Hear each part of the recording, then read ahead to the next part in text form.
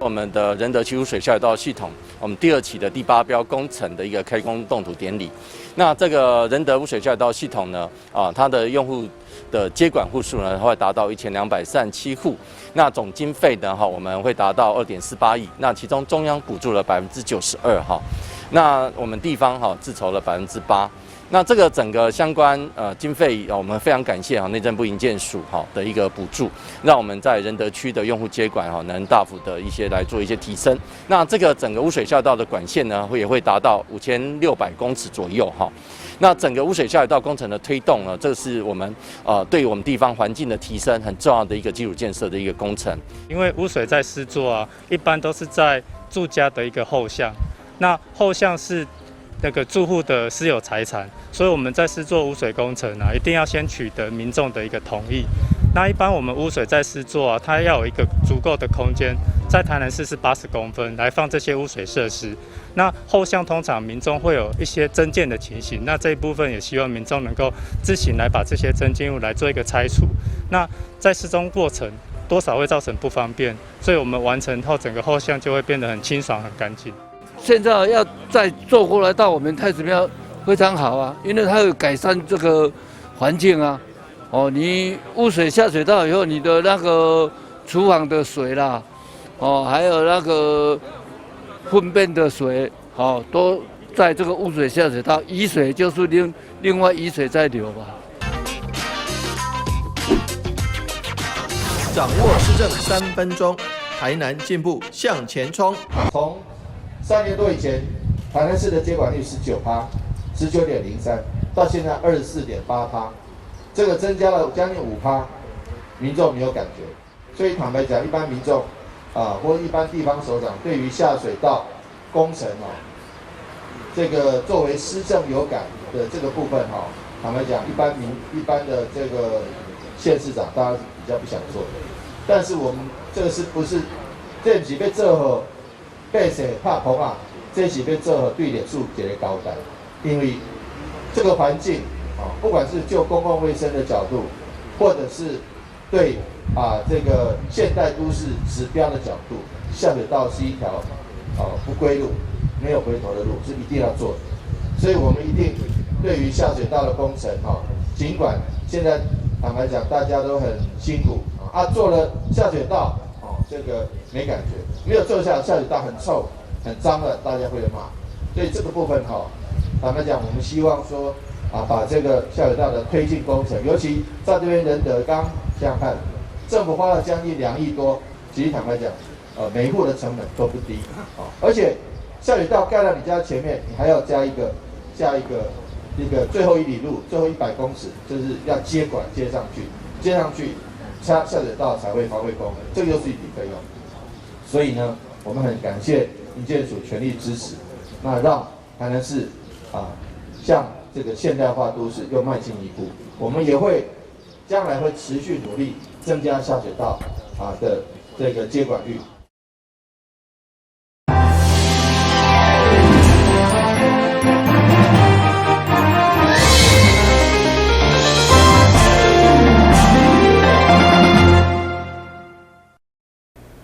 大家好，我是陈碧纯，欢迎收看4月6号礼拜3的中嘉台南地方新闻。台湾的往来伫个旧年因为被中国禁止入口，后来伫个政府、农民甲外销业者共同努力之下，创造出袂歹外销成绩。今年再度延续上午举行台湾往来销日本访贵仪式，包括农委会主委陈吉仲甲市长黄伟哲拢共同出席见证。每年的4、5月是台南往来盛产的季节，为了帮助农民来行销，中央甲地方动起来，积极拓展外销的市场，包括农委会主委陈吉仲甲市长黄伟哲，上午特别选伫个毛豆金子红公司办理往来外销日本的记者会，总共1365箱，大约14吨的往来准备销往日本。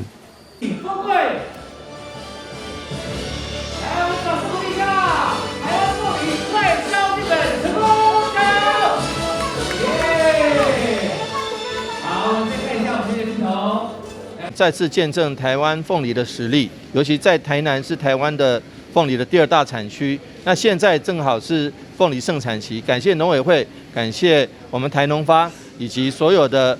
各位好朋友农民种出这么好的水果。那个农委会跟台农发把这个通路打开，希望今年外销日本再创高峰。今年我们锁定卖到日本会超过3万公吨，目前到4月4号，我们外销到日本的已经超过1万公吨，深获日本所有的消费者的喜爱，而且卖的价格是平均每一颗在600到900块日币都有，甚至未来还因为品质的提升卖得更好。所以农委会这边特别感谢台南市黄伟哲市长带领的团队，还有赖委员带领的所有的我们的台南的立法委员一起共同支持我们所有的农委会的外销政策，农民也非常的配合，从整个用药的安全、分级、洗选、熏蒸、包装，到最后的冷链，全部的一条龙。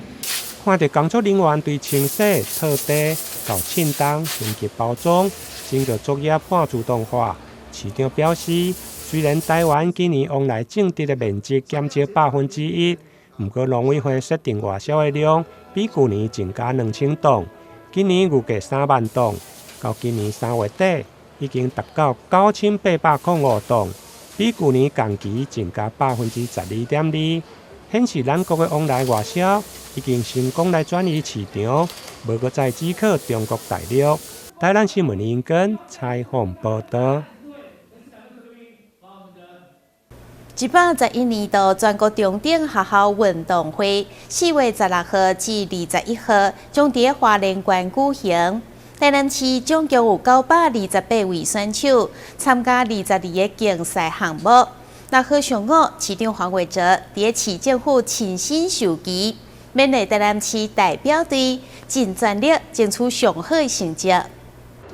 111年度全国中等学校运动会伫咧4月16号到4月21号伫咧花莲县内举行。6号上午，台南市长会替有台南市教局长郑新辉做伙来到永华市政中心，由市长甲市旗交予台南市体育总会理事长吴志祥，勉励即将要代表台南市出赛928位选手，会当为台南争取到上大荣誉。世中运就是世界中等学校运动会。那感谢我们台南市有8位选手，包括吴史仪在内，8位选手能够代表台湾出赛，当然也期待有更好的成绩。那奖牌数能够让世界看到台湾。大家可以看到这次有好几个世界的锦标赛，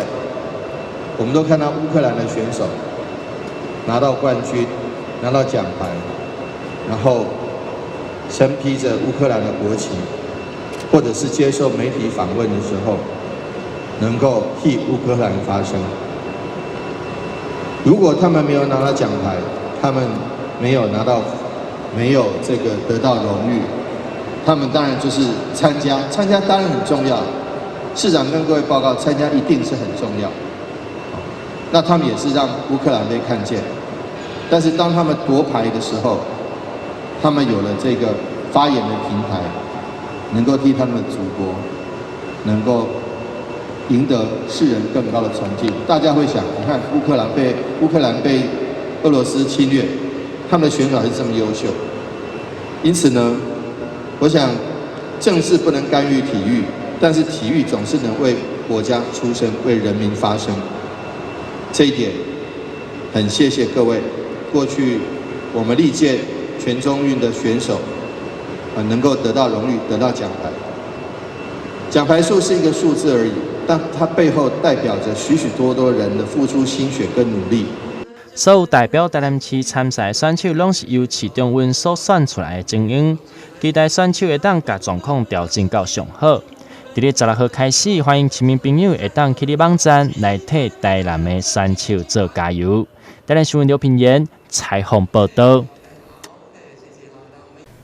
水高社的晴空艺术节当中有一个非常引人注目的婚纱礼服单位。这个单位是由嘉义高中流行服装科3年级的学生所设立的。因配合学校的课程，用环保作为主轴，将10套怀旧的魂饰进行改造，带大家做伙来看卖。来到指教社2022年的青空艺术节，伊入来到活动的场地，会当看到有真侪小朋友欢喜坐着小火车，也有小飞机伫咧空地之间来来回回。对真侪单位中会当找到加侪各种的流行服装设计好的单位，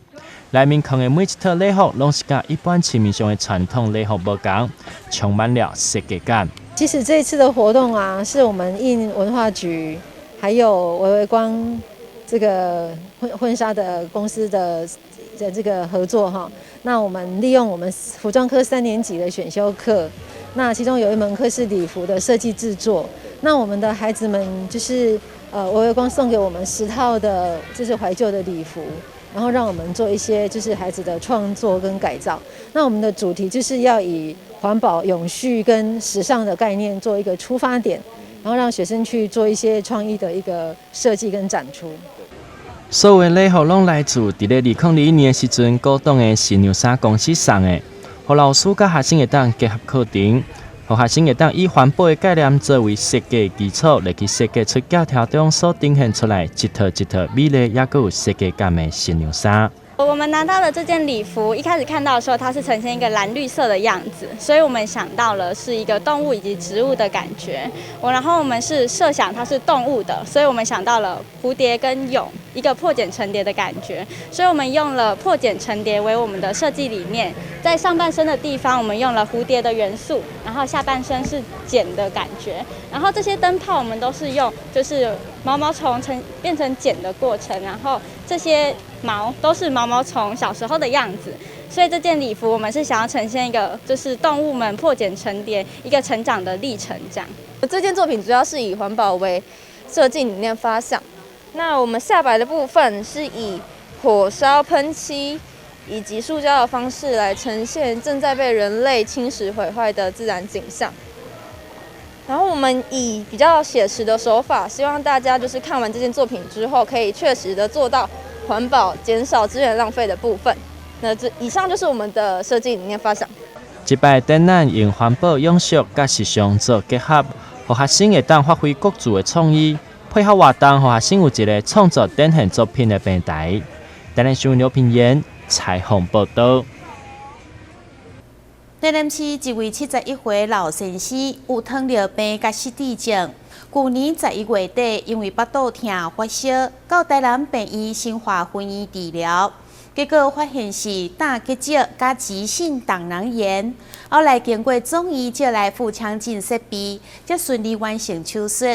现此时腹腔镜的设备嘛继续留伫咧分院，做好偏乡的患者。腹腔镜的手术伫国内目前已经真普遍，不过对着偏乡的患者，就比较较无机会会用的选择。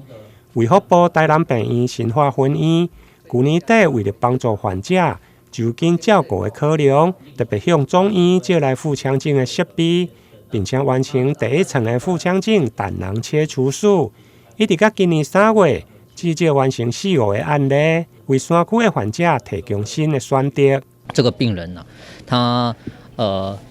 本身是患有失智症，那其实人不是很清醒，那在家里其实大部分时间都处于卧床的状况。那手术的话，如果以传统方式来进行，对这个病人来说就是伤口会比较大，他手术后的复原时间会需要比较久。那再加上他本身因为长期卧床的关系，体力一定比较不好，所以你如果住院时间久，恢复时间比较慢的话，那在住院过程中也比较容易发生合并说有肺炎等等这些并发症的问题。那这病人因为用了腹腔镜手术之后，他大概术后1个礼拜以内就可以顺利出院了，那也没有发生说一些因为躺床躺太久造成的肺炎这种并发症出现。腹腔镜的手术甲传统手术比较起来，因为空喙小、复原紧，而且嘛用的缩短大院的工数。不过一寡医材必须要自费。为了提供偏远地区完善的医疗服务，目前该设备嘛由中医来添购，希望会用提升当地医疗的品质甲照护。台南新闻林根采访报道。咱先休困一下，马上回来新闻现场。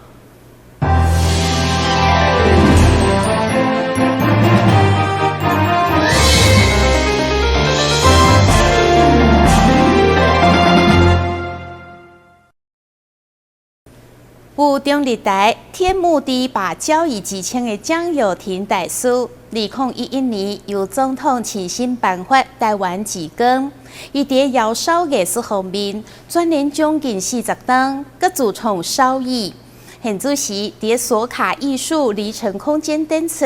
欢迎民众伫4月24号进前前往参观。台南东区的锁卡艺术空间邀请到台湾天目第一人蒋友廷大师。举办个人的展览，这摆展览是蒋友廷大师第一摆甲当代艺廊合作，展期对4月2号到4月24号，欢迎民众会当前来欣赏中国、日本、台湾的首席天目大师的作品。很开心能够邀请到蒋友廷到台南的离城艺术空间来做展览。那蒋友廷老师，他所创作的天目釉的作品呢，那么是在日本、台湾跟中国大陆。做天目釉的所有老师当中，大家公认他是第一人。那么他的作品非常的精彩。那我们在离城艺术空间呢，就到我们台南市东城路21巷2号做展览。那么从4月2号开始，一直到4月24号，那么每天的白天，除了礼拜1、礼拜2休息以外，都有展览。那么邀请我们台南市的朋友，不要错过这个很难得欣赏很高水准艺术品的机会，那么到那个离城艺术空间来参观蒋友廷老师的天目插展。江大师用将近40档的时间，对窑烧的过程中发现，只要用5-6种的原料，就会当因为烧烘的关系无同，产生出千百种无同的款式。所以目前这一次展出带过来39件作品，它不属于传统的一个天目。我称它为常设天目。要认识它的差别，比较简单的就是传统的天目等于是黑白照片，我烧的常设天目它属于彩色照片，它不是釉要不一样，而是釉烧的一个变化产生的一个新的釉彩，叫做常设天目。那它的一个性质是属于我称它为烧艺。它跟一般的巧工细工的工艺是不一样的。例如我们讲到陶瓷，一个就是陶瓷，就讲到陶瓷工艺。事实上，应该还有一个陶瓷烧艺来做一个类别的一个归属。透过江大师的介绍，伫咧现场会当亲身感受每一个天目内底所呈现出来无同花纹，实在非常的水。欢迎大家会当伫4月2号到4月24号的展览期间来到现场，亲身用目睭看到作品。然后好好感受每一个作品的特别所在。台南新闻刘品言采访报道。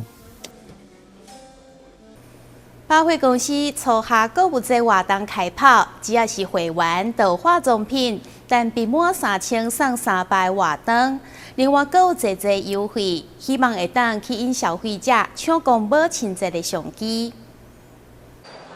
台南新港3月新天地百货公司举办2020年初夏购物节的活动，这摆推出会员化妆品一笔拿3000就送300，那使用 SKM Pay， 可会当摕到 SKM Points 的累积点数，摕到2种的回馈。2022的初夏购物节即日起到4月20号，以超强的商品及回馈阵容强势登场。那本次还有独家推出超强的商品组合，像是雅诗兰黛、兰蔻还有迪奥等8大品牌推出美妆霸品日，在 APP 也可以线上线下做抢购。那星光3月会员于 APP SKM Online 首次还可以独享化妆品单笔满3000送300，星光3月会员 SKM Point 更首次加入初夏购物节的阵容，让消费者在打卡拿到礼券的同时，还可以拿到 SKM Point 雷点的双重回馈。那初夏购物节在使用 SKM Pay 绑定12大银行，除了有加码的银行满额礼之外，还有更多的礼券，还有好礼可以再加赠。那上半年仅此一度的最强最有感的回馈，只在星光3月台南新天地的2022初夏购物节。欢迎民众会当利用时间，伫咧4月20号的进前来到新天地。嘛，拄到母亲节，搁要来到，会当带着妈妈做伙来采购，当作是母亲节的礼物。台南新闻刘品言采访报道。有一位对肠的病人，因为疫情的关系，一直无去病院治疗，一直到去年底，对肠是愈来愈大，煞袂转去，才到卫生福利部台南病院挂急诊。经过外科医师的评估，确认是前盾型疝气，后来进行腹腔镜的疝气修补手术，才顺利出院。疝气的成因一般拢是因为腹壁的肌肉或者是筋膜因为受伤、老化，或者是先天性的缺陷，变得较薄弱，造成肌肉或者是筋膜闭开，和部分的肠啊或者是内脏痛出去。一般常看的就是出现伫个属部的腹股沟。而前盾性的疝气是常看的并发症，也就是肠啊落里疝气囊卡掉的，煞袂转去腹腔。为了避免肠啊坏死，必须要透过外科来手术。一般来讲，疝气在那个西方医学的治疗上面，大概是没有什么药物或者是其他的保守治疗可以做啦。那目前大家都是以外科手术治疗为主。外科手术又分成所谓的传统手术跟微创手术。传统手术的伤口会比较大一点，大概一般来讲会在4到6公分左右，疼痛感也会比较重一些，大概要休养个5到7天。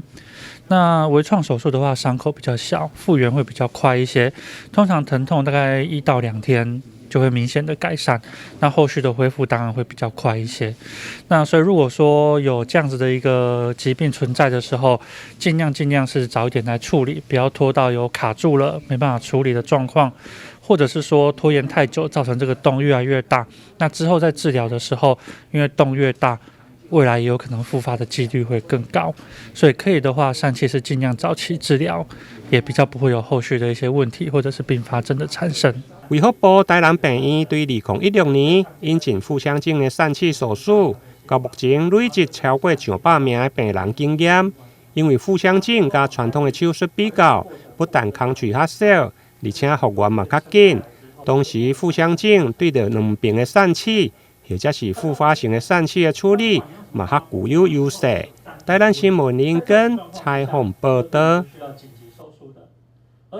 啥人讲要食好食的卷寿司，只会当到日本的料理餐厅呢？高雄一间伫路边摊摆摊素食店，头家曾经伫日本料理店做过，学到好手艺之后，决定家己出来开店，要互高档的寿司卷，互更加侪人会当来品尝。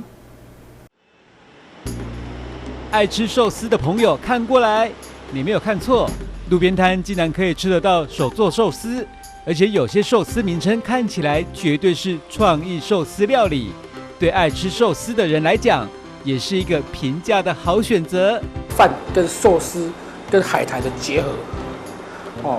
这个让客人吃到那种在地的米香，也顺便可以把日本料理的精神发挥到出最大的极限。创意寿司就是招牌烧肉跟卡拉鸡。烧肉这个部分，就是说我们是采用本地的台湾猪，大里鸡，我们把它一片一片手工自己切，没有经过任何的机器去切它，所以说这个吃起来的口感会跟一般机器切的口感会有不一样。最基本的吧，就是烧肉，我们特色，还有玉子烧，日式煎蛋，还有小黄瓜。小巧思就是香菜，它制作的一些脆饼，把它融入在里面，所以吃起来会有一些特殊的口感。你真的没有看错，烧肉搭配卷寿司也算是一种台日友好，吃起来一点也不觉得冲突，反而有一种发现新大陆的惊奇感。卡拉鸡的部分的话，我们就是选用本土的鸡肉。自己去腌制，跟果粉炸，卡拉鸡再与寿司的结合，会产生不一样的口感跟香气，